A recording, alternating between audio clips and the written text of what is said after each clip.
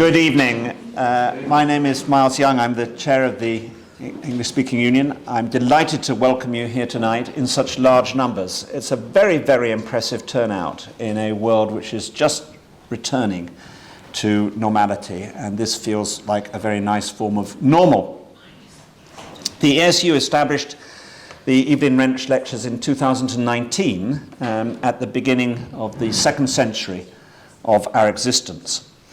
It's perhaps about more than delivering a lecture, which sounds such a formal and off-putting term in a way, and I know that that's the last thing we're going to get tonight. But it's about providing a showcase for the spoken language, a way in which young speakers in particular can see the power of speech well done. In that way, it supports our aim of encouraging oracy, speaking skills, as an absolutely vital counterpart to literacy and numeracy, but one which is completely undervalued and completely undertaught.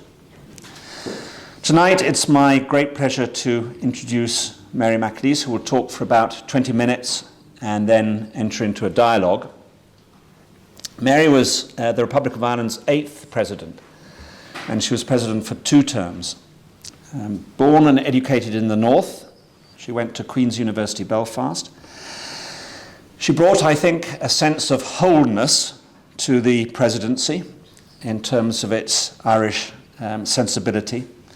She also brought her skills as a trained lawyer. From 1975, she was Reed Professor at Trinity College Dublin. So she did both Queen's and Trinity. That's like doing Oxford and Cambridge. It's a very exceptional achievement.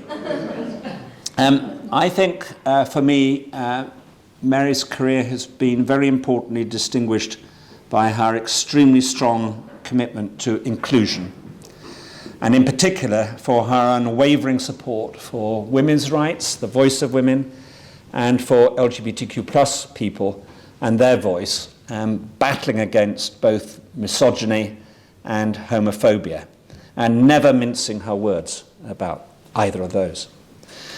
After demitting as president, she has been partly at the Pontifical Gregorian University in Rome. She came from Rome today. Her legal expertise has been brought to fruit in new insights on canon law, and she has taken, again, strongly inclusive stances within the Roman Catholic Church, of which she is a devout supporter, but also an occasional critic, and the best sort of critic, a friendly and constructive critic. I'm sure we all have in our minds stereotypical pictures of what a retired national president looks and sounds like. Somewhat intimidating, perhaps a little tired after a long time in office, perhaps rather distant. If we do, then from the basis of my interactions, the sheer warmth, humanity, humour and niceness of Mary McAleese will dispel those preconceptions completely.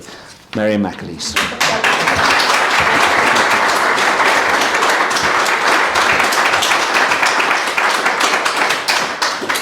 And thank you, Miles, for those lovely words, and thank you for, first of all, for asking me to come here, but also thank you for turning up, because this is actually the first live audience that I've talked to in, about 18 months maybe.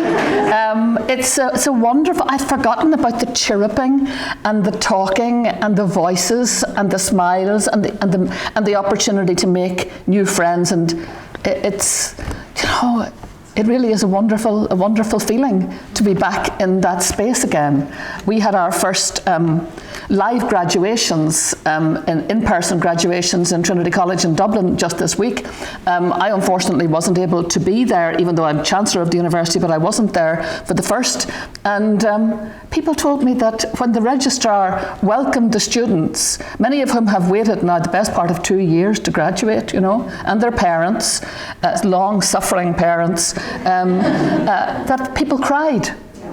Isn't that a remarkable thing, that just being in each other's company again after such a long time, a time that we never thought would be this long, did we? We all thought it would be over. Anyway, let's hope that it's getting close to over. But it's wonderful to have you all here. Thank you. I really feel just a great sense of occasion to be in each other's company tonight. And I want to thank you for inviting me to give the annual Evelyn Wrench lecture. I chose the title after a funny enough, I had a discussion, I think with you, Miles, wasn't it? We were talking about the title, and I had come up with this title, An Uncomfortable State of Affairs. The title's mine, but the words aren't. The words are Wrench's. They're his own words, and he is, after all, the man in whose name we gather this evening. So I want to kind of unpack those words in your company, and maybe with your help over the course of the next while, because he made that remark in the context of describing his own feelings at the events of 1916 in Ireland. Those events led to the partitioning of Ireland exactly 100 years ago. This month.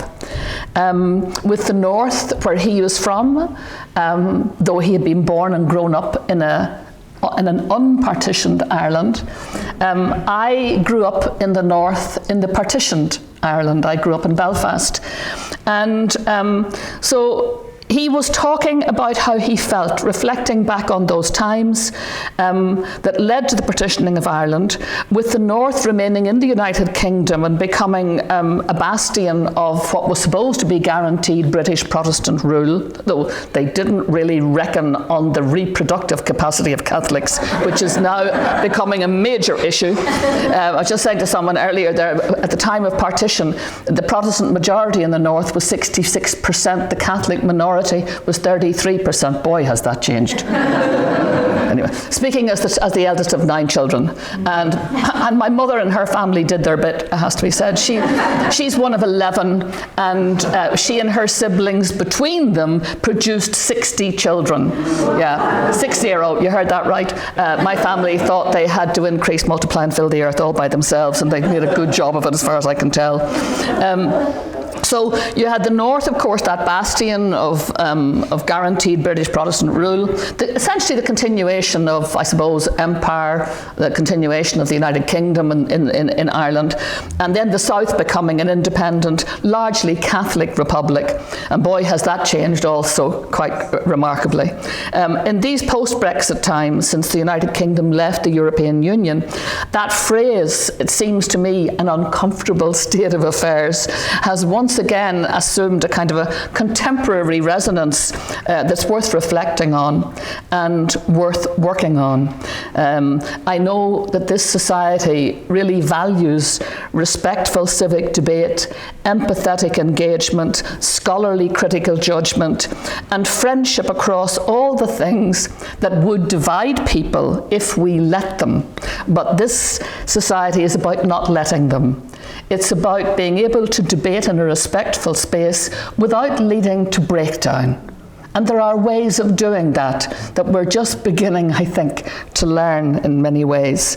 And yet, division and dissension and frostiness and unfriendliness have regularly surfaced in the relationships between the two neighbouring islands. We had dared to believe, hoped, indeed, that these were a thing of the past and that they were being constantly redeemed by a culture of good neighbourliness, showcased at so many different levels, showcasing a huge array of bonds that link Ireland and Great Britain. But the truth is, we do know that post-Brexit difficulties have tested us and showcased once again how utterly important it is that we keep a focus on the future and resolutely protect and defend that good neighbourliness, pushing through the inevitable differences that will now arise because one of us is in the European Union, one is not. Northern Ireland is out of the European Union, but has, dare I mention it, the protocol that has caused so much debate. But we have to push through these differences with the kind of equanimity and diplomacy, importantly, that holds even frayed or fraying ends together. sufficient to let a good, healthy future in, because that's what we want, is a healthy future. I mentioned that I grew up in Belfast. I know an awful lot about unhealthy pasts. We could have done without it, to be honest. What we will all benefit from is a healthy future. In the century between partition and Brexit, relations between Ireland and Great Britain were anything but straightforward. But there can be really very little doubt, and probably we didn't invest enough analysis in this, that shared membership of the European Union from 1973 really helped to smooth out those relationships, so that despite the backdrop of utterly horrific political sectarian violence in Northern Ireland that was visited upon this island traumatically, also in some very evil events, the narrative between the two islands over the course of membership of the European Union, and possibly because of membership and the relationships that developed, that so many people were on each other's speed dial over those years, we shifted from darkness to light, from enmity to friendship, from conflict to peace, from obsession with the past to a principled focus on the future. I remember during the referendum on Brexit, I was living here in London at the time, and I was doing a talk in the Irish Embassy, and just talking just like this, on a platform rather like this, with the ambassador, a guy called Dan Mulhall, now in Washington, and he said that very day he had counted the number of meetings that were taking place in the context of the European Union, in which Irish and British politicians and civic society members and trade unionists and business people were engaged on European Union business. Just one day, there were 27 meetings. 27. Imagine that replicated since 1973. How that interaction, just like us being here tonight, that being in each other's company, getting to know one another across all sorts of differences, just how that finessed actually a whole new culture of engagement with one another. And what we lose by not having that, and how we have to work somehow to infill what we're not going to have in the future.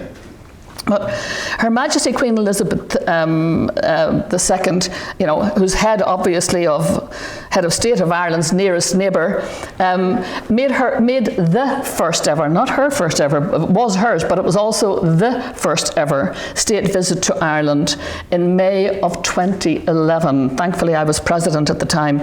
And in her memorable speech in Dublin Castle, she very succinctly charted the turbulent history and contemporary hopes of the peoples of these two neighbouring, but sometimes not so neighbourly islands. And she said, of course the relationship has not always been straightforward, nor has the record over the centuries been entirely benign. It's a sad and regrettable reality that through history our islands have experienced more than their fair share of heartache, turbulence and loss. With the benefit of historical hindsight, we can all see things which we would wish had been done differently or not at all. But it's also true that no one who looked to the future over the past centuries could have imagined the strength of the bonds that are now in place between the governments and people of our two nations, the spirit of partnership we now enjoy, and the lasting rapport between us. So we celebrate together the widespread spirit of goodwill and deep mutual understanding that has served to make the relationship more harmonious, close, as good neighbours should always be. And she said that there could be no doubt that this was the heartfelt desire of our two nations. That was 2011. What a wonderful time it was. She came for 4 days. There were, as you could imagine, views on her visit, and an arc of views. And at the end of them, I received a letter. She received the biggest post she's ever had from any state visitant. I received a huge post. And in one of the letters, which really set for me the tone of the whole lot, the whole event, I got a letter from a 90-year-old lady who said, I'm a 90-year-old Republican. I've no time for monarchs. And in particular, I've no time for the monarch next door. And I believed you should not have invited her. But I decided to watch the first 5 minutes on television. And 4 days later, she said, when the television had nearly spontaneously combusted because she hadn't turned it off, she said, I watched as the Queen's flight took off from Cork Airport, and I wished her well. And I felt so much drain out of me that history and life had put into me. And she said in this memorable phrase, I felt the visit was choreographed by the angels. I thought, I can live with that. I can live with it. It actually wasn't, if you knew the people who were choreographing it. But anyway, that's another story. But then they do say the Lord works in mysterious ways. But until the Queen's historic visit, no British monarch had set foot in Dublin for 100 years. That was not by accident. It was just the forces of history. In July 1911, her grandfather George V had visited Ireland on his accession tour. It's worth remembering, as King of the United Kingdom, the British Dominions, and Emperor of India. His first cousin Wilhelm II was at the time King of Prussia and German Kaiser. Whatever happened to them? He would be the last German Kaiser. His other cousin, Nicholas, was Emperor of Russia, Grand Duke of Finland, and King of Poland. Just think on that. He would be the last Russian Tsar. And I just mentioned these because without much help, they conjure up an important part of the geopolitical maelstrom that was the backdrop to Anglo-Irish relations in the early 20th century. The day of empires was shortly coming to a close. Ireland was then part of the British Empire. In 1916, the empire was at war. 200,000 Irish men fought, and over 30,000 died for the empire in that deadliest of wars. They were Catholic, they were Protestant, they were Unionist, they were Republican, and they fought in British uniform. Posters on street corners exhorted Irish men to do their bit for Ireland, meaning the empire, to be a hero, to do the honourable thing, to take up weapons, to kill the Hun. The presumption was that every Irishman owed allegiance and loyalty to the British Empire. Not everybody in uniform who fought heroically felt that. They were fighting very often for other transcendent causes than empire.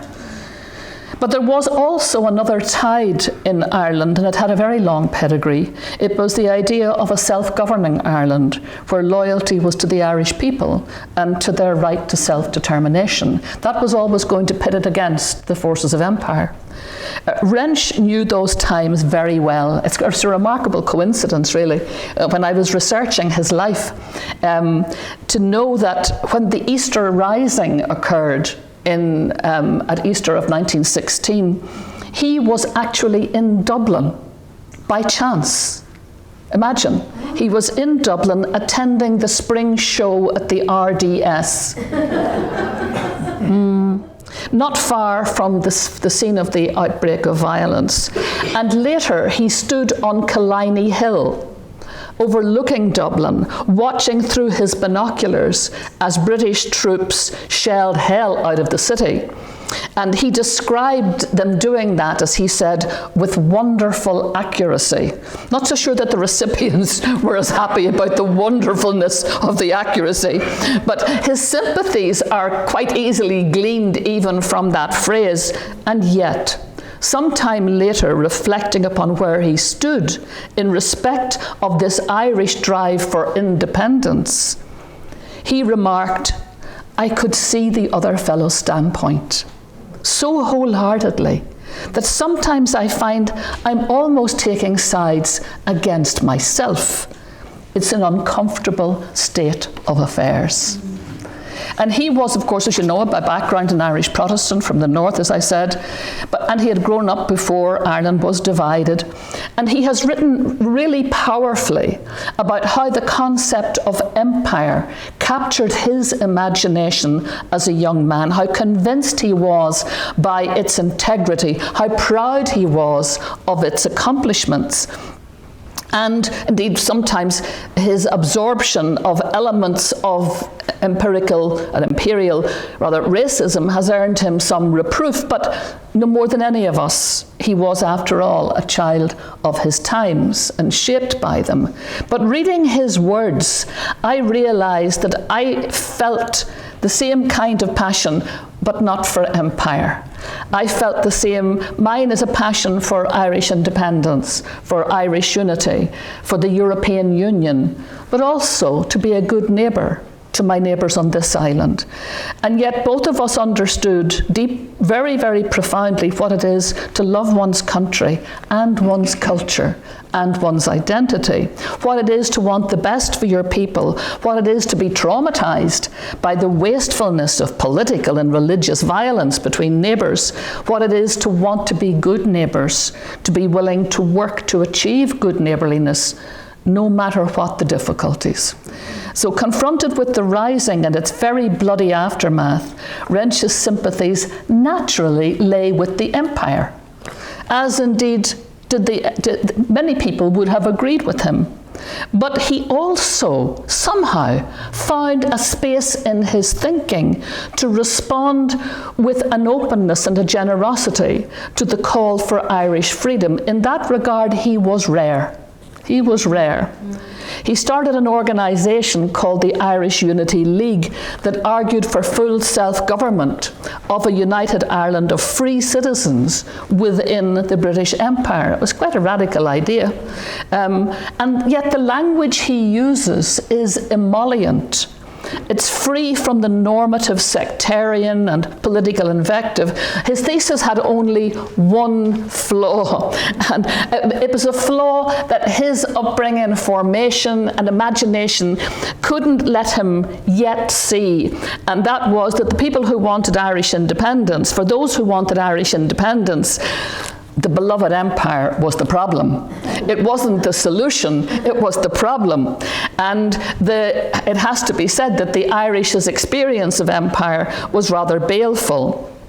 And the very things that had inspired Wrench in many Irish people inspired the opposite.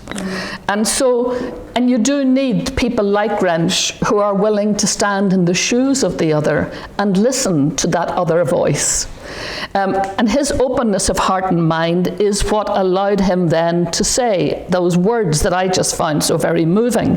I could see the other fellow's standpoint so wholeheartedly that I find I'm almost taking sides against myself.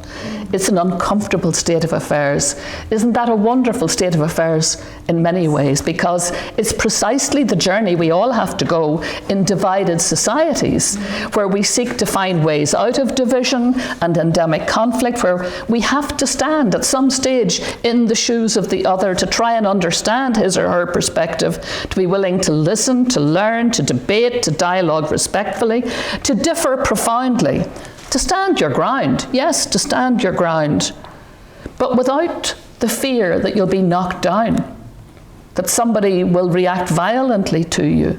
To find common ground, this is so important, to try and find common ground, if at all possible. To work for not breaking down relationships, but building up relationships in another time and another place. When I say I grew up in Belfast, which was no great credit to Christianity, I have to say, but somehow that thread of loving one's neighbour and loving one's enemy managed always to find a way to bubble to the surface. And Wrench had a passionate commitment to promoting that kind of mutual understanding across borders, across cultures, through respectful dialogue in the civic space. It was very important to him, and it's important to all of us, I believe, that men and women of goodwill would create and sustain strong friendships and institutions like this institution and like many others that transcend contested versions of history, that are capable of living with, coping with, creating space for contested versions of history, and are robust enough to endure despite significantly different political ambitions. And it's those elements of his life and times, also has blind spots, and I have my own, and yet his ability to self-critique that attracted me to this lecture, particularly in this year when we are marking the centenary of partition, the partition of Ireland by the British government, an act which itself grew out of centuries of unstable states of affairs, and an act which of course continued an unstable state of affairs. As a former Irish ambassador, Sean O'Higgins, said, the British Unionist insistence on partitioning the island pushed into a corner called Northern Ireland problems which derived essentially from unfinished business between the two islands. And here we are. It's 2021, and you know what? It's still unfinished business.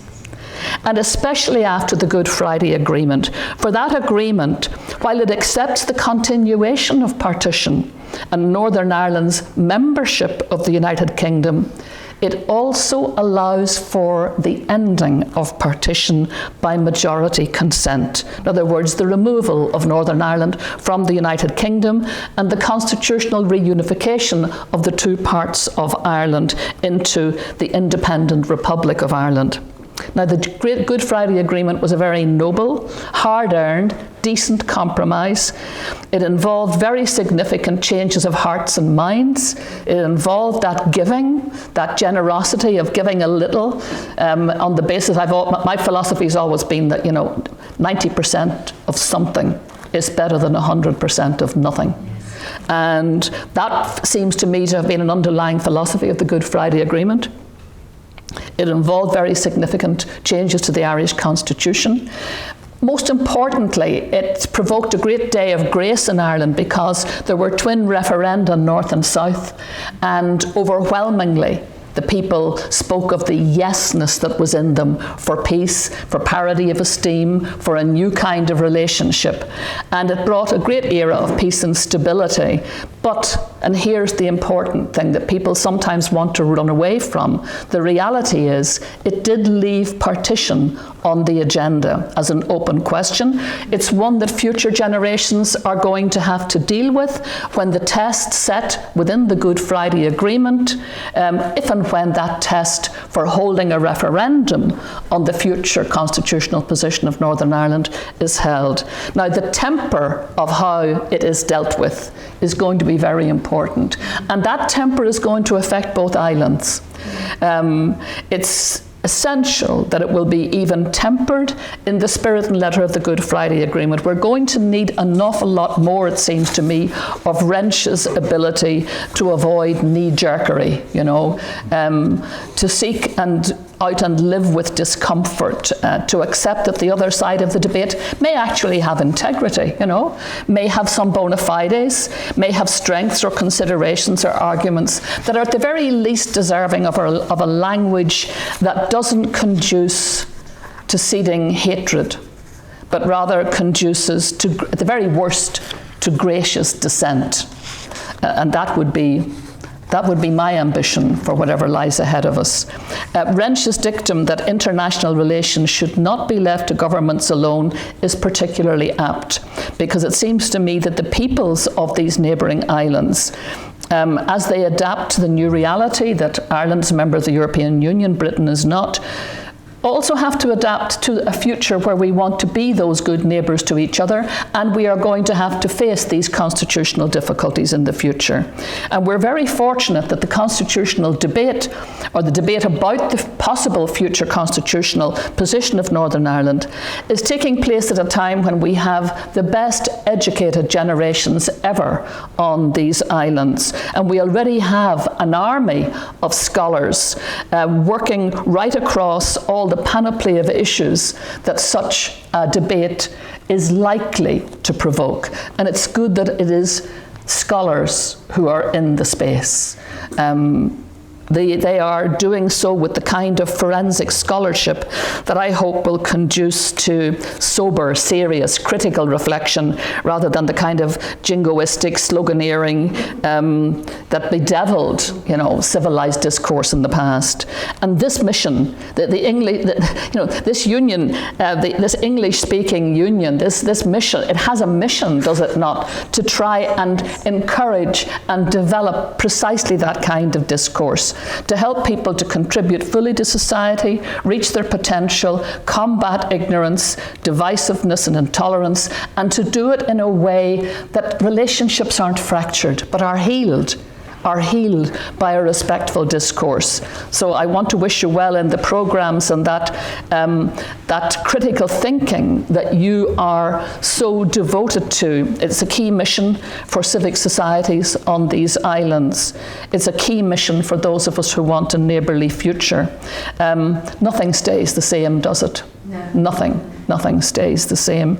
Things that were deemed strong and invincible a century ago, like the global phenomenon of Wrench's extensive British Empire, like the North's monocultural Protestant Parliament, like the South's monocultural Catholic state. These no longer are realities. A friend of mine who is working within the Catholic Church at the moment to provoke change, and God knows it's needed, he says he gets groups of very senior people together, and very senior members of the Curia, for example, and he says to them, whatever your image of church is, it's over. And I think that's true of politics. I think it's true of so many things in our lives, so many things that were strong and that we thought would last forever. They're over. They're in transition. They're moving to a new shape.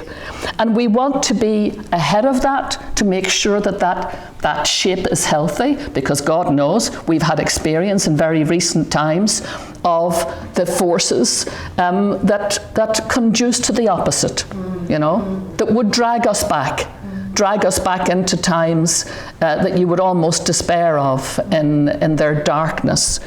Seamus Heaney says in his poem from the Canton of Expectation, what looks the strongest has outlived its term. The future lies with what's affirmed from under. And I think that really in many ways says it all. We have to be doing what Wrench did. Listen to what is being affirmed from under. The voiceless, the silent, the repressed, the people who never got a chance to speak, who haven't the confidence to speak, but surely have things to say, things that we need to listen to. So let me encourage your work, your vision, your values, and in particular your fidelity to Wrench's willingness to make himself be uncomfortable in order to stand in the shoes of the other. Because if we do that, I think we're able to navigate very choppy political waters that none of us can predict, and cultural waters. They're still churning, with raw issues of identity, history, religion, and politics. And the answer is really for good people to have each other's backs, to understand that even if we look at things differently, our bona fides is not in question. It's not in question. And this web of personal connections, so richly textured and strong, that characterised the relationship that Ireland and Britain enjoyed during that wonderful 4 days of Her Majesty's visit. That's the space we want to get to. That's the space we want to hold, to develop, to sustain, because that is good. That is good. I'll finish with the anecdote from that visit. I couldn't persuade Sinn Féin to take part in the visit. They were hostile to it, And so they were absent from all the events over the 4. Well, they instructed all their public representatives to be absent. But on the third day, when Her Majesty went to a place in Tipperary, she was greeted there by the Sinn Féin mayor, who had heard her speech in Dublin Castle, who saw how the Irish people were responding to this wonderful opportunity for mutual growth and reconciliation. And they were responding to the warmth of the occasion. And he decided, you know what? I'm going to go. I'm the mayor of all the people of this town. I'm going to meet her.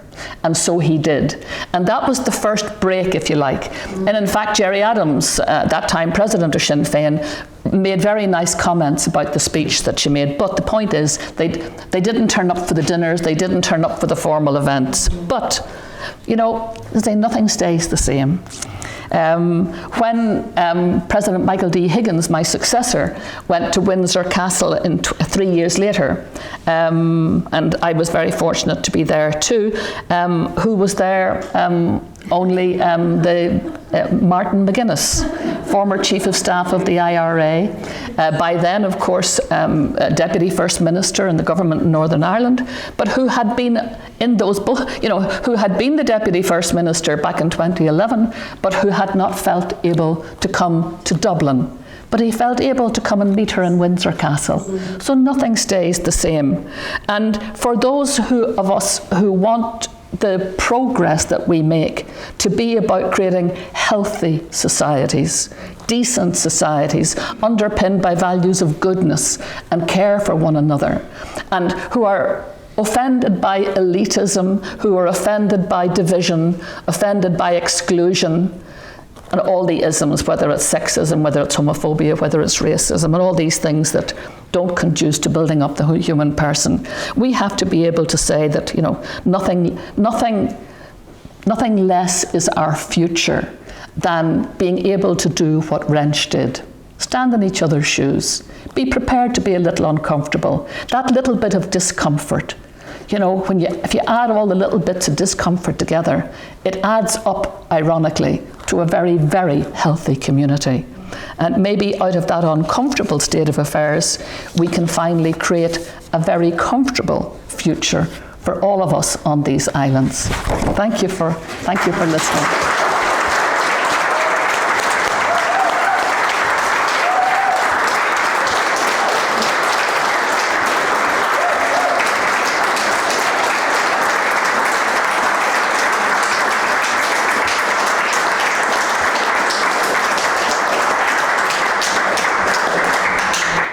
Mary, thank you for that wonderful speech. When did you first start public speaking? How old were you?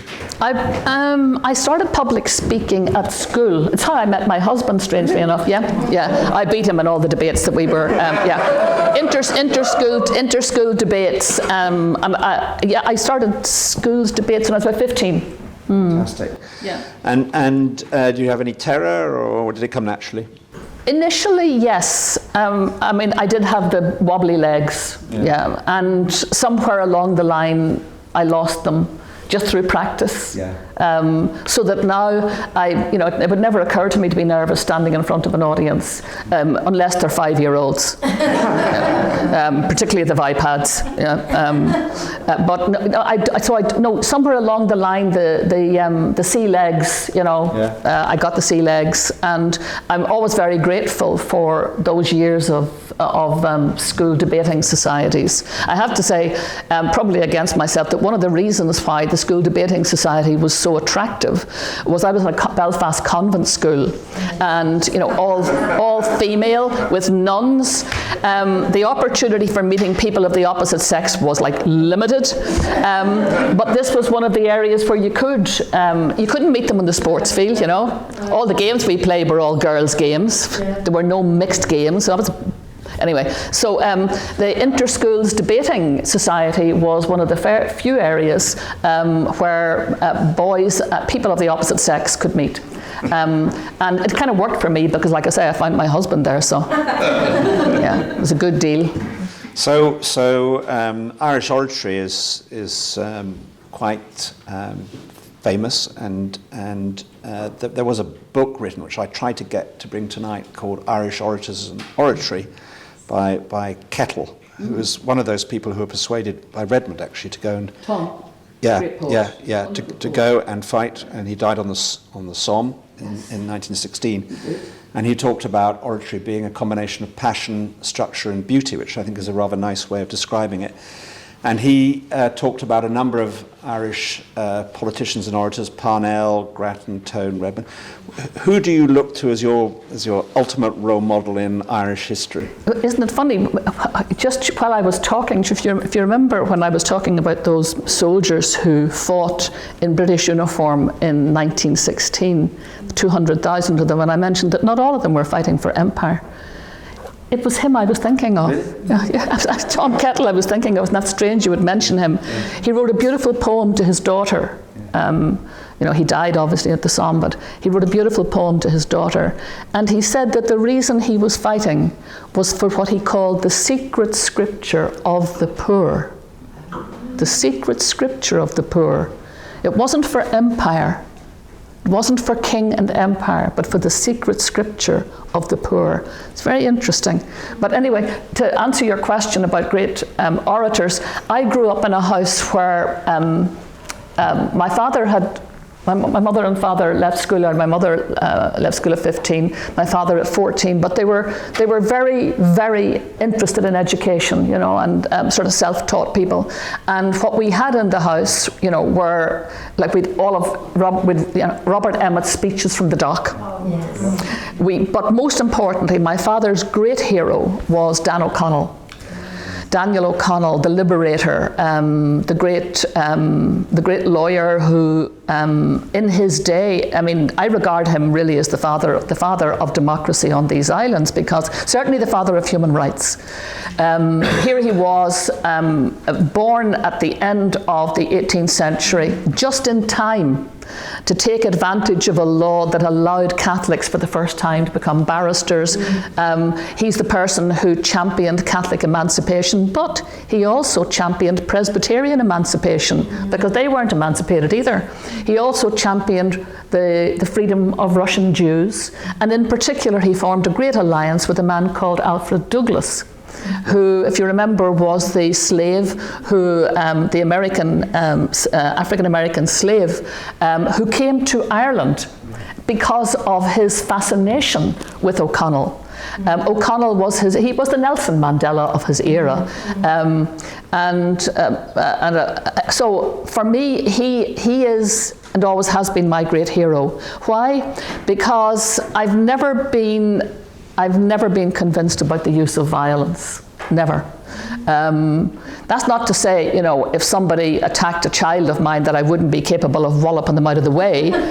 Yeah, but as a way of resolving particularly political problems, I've always just think that it's the height of stupidity and a dreadful human failure, particularly a failure of diplomacy, but it's also a failure of imagination. Mm-hmm. And Dan O'Connell he hated violence, He hated. He wasn't above gathering masses of people to show the British government, what they might have to deal with, the frustrations of the poor, if they, and the massified numbers gathering on hills, threatening all sorts, if they didn't behave and treat people with decency. But he himself, he abhorred violence.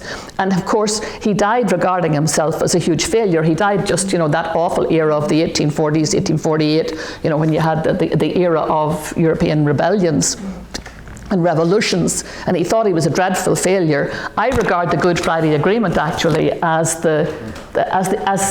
O'Connell's words, coming to earth at last, getting docked. He's for me the great orator. He was in France during the French Revolution. That's what scared the absolute living melt out of him, because he saw, he probably had a sympathy with the aspirations of the French Revolution, just as he would have had with the American Revolution of decades previously. But when he saw the violence, and he saw that once the genie of violence is out of the bottle, boy, it's hard to contain. I saw it myself when I was, a teenager in Belfast, and I lived in Ardoyne, one of the worst, not one of the worst affected area by sectarian violence, bar none, in Northern Ireland. Dreadful place. And I saw the violence break out on my doorstep, and I thought, sure, it'll last a week. And then, maybe it'll last a month, and it lasted 30 years. That's violence. It becomes chaotic, it becomes anarchic. Control is impossible, and takes an awful lot to put that genie back in the bottle again. So for me, it's O'Connell It always will be. And then, of course, his great acolyte, John Hume. Yeah. John Hume. I'd love to take a couple of questions from the audience at the back, sir. Can I call you Mary? Well, yes, that's the name. Please do. Yes. Yeah. I'm Irish and formality leaves us early. Yes. I crossed the Mary McAleese bridge, which is over the Boyne, as you know. That's right. And I don't think it's luck that it's over the Boyne. I think it's very significant that it's over the Boyne. What I'd ask you, Mary, now is, where's your next bridge going to be called? And I'd actually like to call it a green bridge, but that has too many connotations, so you've got to call it an orange bridge or something. You've got to move on. Given the week we've had, I think your role is to make a sustainability bridge between Northern Ireland and Southern Ireland. And what we have in common, that Ireland of infinite resources, wind, rain, get energy from rain, etc., that would be your next bridge to cross, because it traverses all our needs. And as you want to do, is leave our history behind and give us a bright future. Well, I think that question is really very pertinent at the moment with COP going on in Glasgow. And I just hope that, COP leads to COP on, not COP out. And because COP out has been the story of how we have approached the whole issue of climate change. Everybody knowing the desperate state of affairs that exists, but not being willing to take the really tough action, and in particular but both the individual but also the collaborative and the internationally collaborative action. So I'm just really hoping that particularly the young people who know this issue inside out in ways that my generation are only really catching up with, that's the kind of future thing we need to concentrate on. Arguing the toss about the past, arguing the toss about who did what, when, where, seems to me to be a zero-sum game now. We have so much life yet to be lived in an unlived future, and yet already the seeds of that future are being sown by the things we're either doing or not doing, things we're doing well or things we're doing badly. And so, yes, I agree absolutely. That's where the focus needs to be. That's why, honestly, I really don't get too dragged down any, by what I call the old Irish way of looking at a united Ireland was, we call it wrap the green flag round me, which was about, righting old wrongs. And my view is, you know what? I want to get the future right. I just want to get the future right. And because I can't relive the past, I can't undo it. None of us can undo it. We can learn from it, and we can learn all the negative lessons of it, or we can carry it like kind of armory or baggage, looking for some kind of vindication in this moment of those past wrongs. And I'm speaking as a lawyer who understands, the need for justice and the need for vindication. I understand all that. But at a political level, when we're focusing on the future that we want to create for our children, we have to be talking about the future. It's the future. What's going to make that future rich in terms of human development, in terms of human experience? What's going to make it a happy place? Are they going to be able to walk their streets in peace? Something I was never able to do as a youngster, Are they going to be at peace with their neighbours? It seems to me that's, and importantly, are we going to make sure that they have a planet that is fit for purpose? So politics that are fit for purpose seems to me to be the future. One more question, so that... I was interested in your respectful discourse, and also the very last statement about learning from history. I was an industrialist and worked with schools on industry schools, and the big thing was the debating society. It's being dropped in schools now because there's no such thing as respectful discourse now. Anybody that stands up and speaks their mind and it disagrees with somebody else becomes a subject of trolls, etc. And I'm finding this quite frightening the way it's going. and pulling down statues, rewriting history. You should be learning from history. And I'd like to know how you would deal with this, because the youngsters just do not debate anymore. If you don't agree with somebody, you are excluded, you're cancelled, and the worst thing, I come from near Cambridge, and the academics there now, that they are absolutely frightened to actually take an action that is different from the way some of the students are speaking now. And I think when you lose this freedom of speech, freedom of debate, freedom of understanding the other side, standing in somebody else's shoes, where are we going? Where do you think we're leading with the... Yeah, I think part of the difficulty here is the sheer overwhelming speed with which we've been overtaken by social media, and how that discourse, how you can have people think you can have philosophical discussions, on Twitter in 140 characters, or you can have political discussions, or you can make political policies and make political commentary.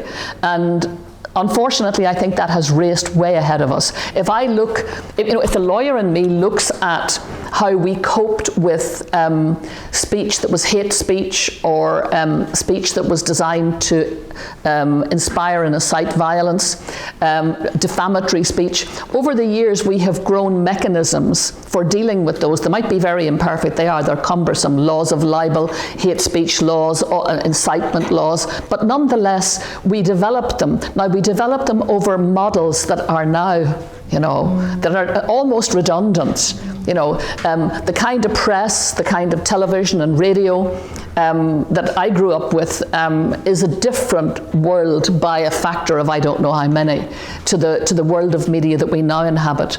And one of the big problems that strikes me is, and it's a particular hobby horse of mine, is the extent to which the new media, particularly the social platforms, have managed to characterize themselves as platforms and not as publishers. As publishers, you're accountable. As a publisher, you're accountable. You can be in the courts, you can be up and you can be jailed. Yes. You can, if you incite.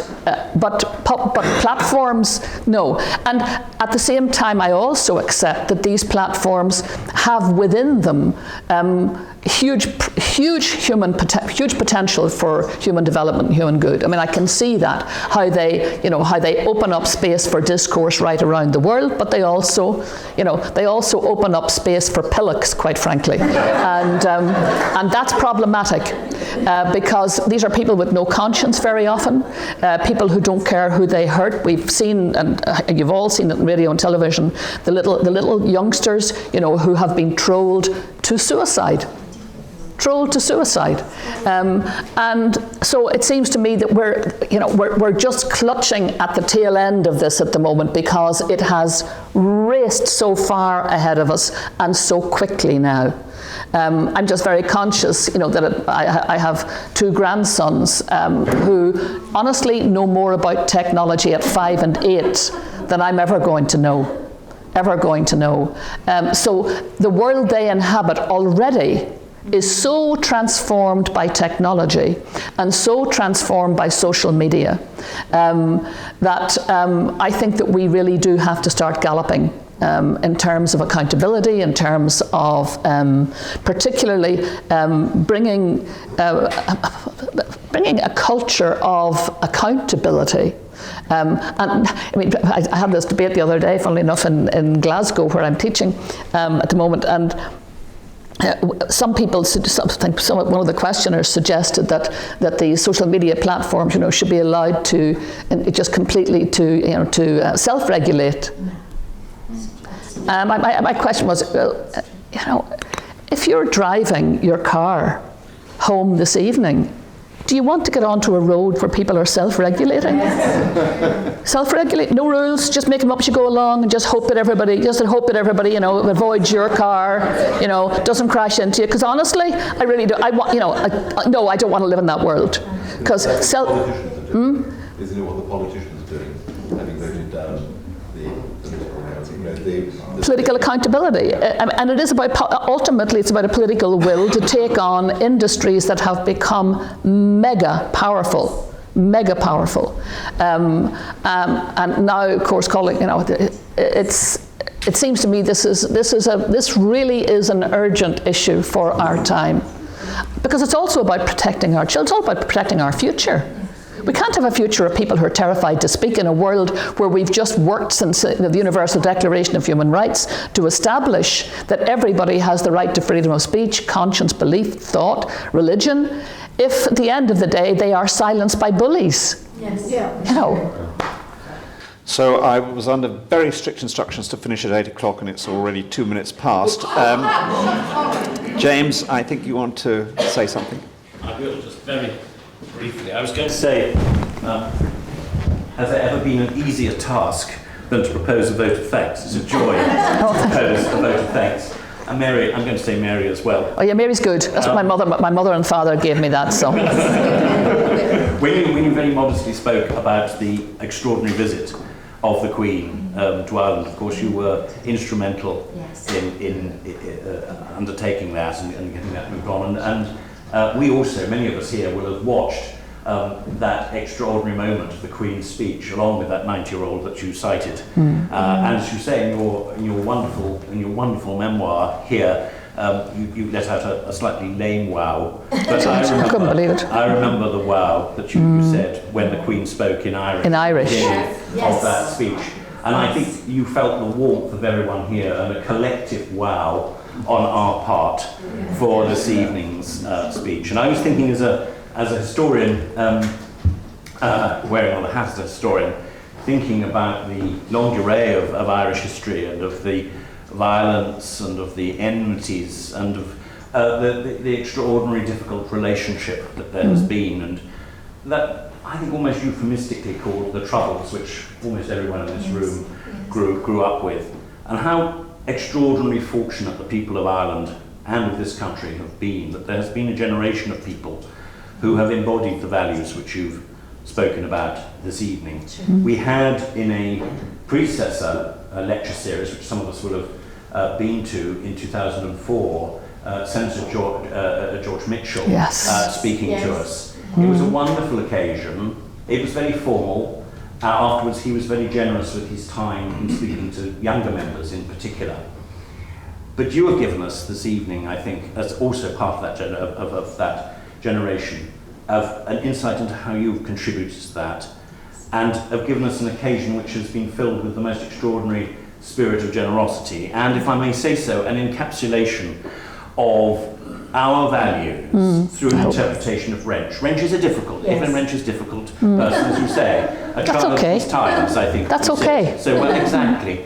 And you've taken, as you said, international relations should not be left to governments alone. No. And you've given us this evening not just an account of Wrench, but also an inspiration for our work as well, to continue with what we are doing, to encourage young people in particular to express themselves and to listen to the points of view of others, to understand that other voice. We really can't thank you enough. My pleasure. It's been the most wonderful occasion, bringing us all together in person. As you said, for many of us like you, this is also the first occasion we've had to do this, and what better way to have the Evelyn Wrench lecture delivered. So on everyone's behalf, on behalf of the ESU, on behalf of everyone here, thank you so much. My pleasure. It's been a really great privilege for all of us to have this occasion.